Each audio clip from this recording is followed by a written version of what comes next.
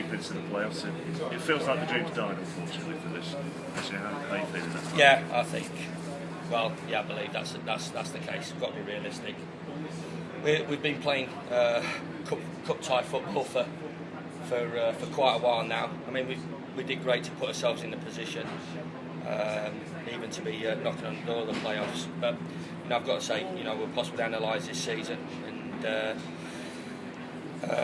we can talk about all day long about how well we've done going forward. And I think, as I keep saying to you, we've never had a problem creating and finishing in terms of the record that we've got.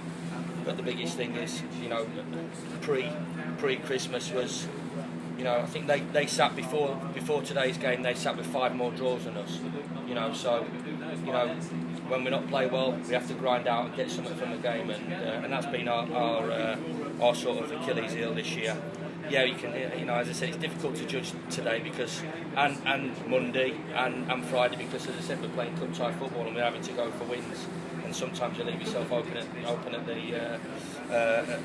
the back. The biggest problem for us has been keeping the ball out of the back of the net. We've been okay, especially second half going forward. We scored against a run of the play. I didn't think we deserved to be up in the game at half time.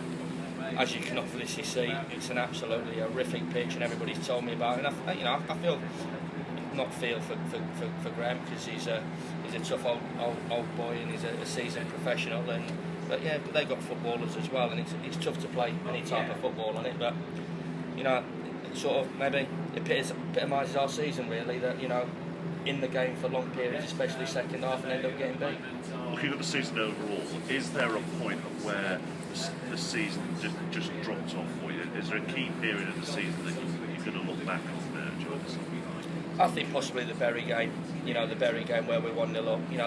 They're points that we should be picking up. The Bury Carlisle sort of week. We really were on a bit of a roll there.